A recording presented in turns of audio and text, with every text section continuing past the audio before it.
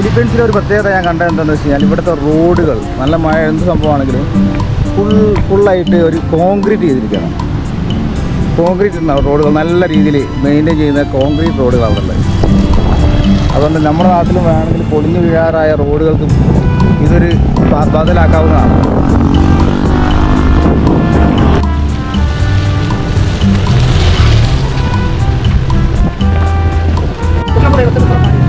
പണിയാ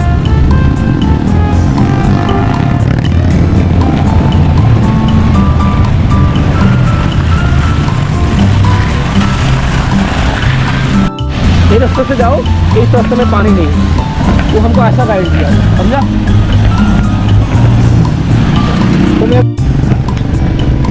പിന്നെ ഈ കോൺക്രീറ്റ് റോഡിലൊരു പ്രശ്നം എന്താണെന്ന് വെച്ചാൽ നമ്മുടെ നാട്ടിൽ വാട്ടർ അതോറിറ്റിക്കാർക്ക് കുത്തിപ്പൊളിക്കാൻ കുറച്ച് പണി ഉണ്ടാവും.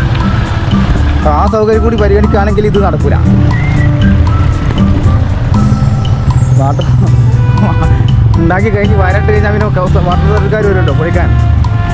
അങ്ങനെയാണെങ്കിൽ ഈ കോൺക്രീറ്റ് റോഡ് അവർക്ക് വലിയ പ്രയാസമായിരിക്കും. അതുകൊണ്ട് തന്നെ അതിനെതിരെ തീർപ്പാക്കാൻ തീരുമാനിക്കുകയാണെങ്കിൽ തന്നെ ഒരു സമരം പ്രതീക്ഷിക്കാവുന്നതാണ്.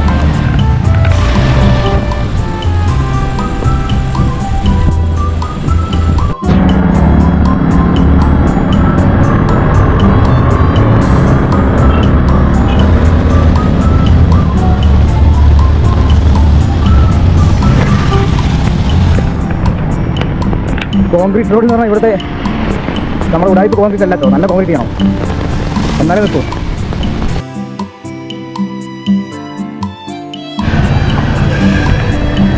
ടൈഫൂൺ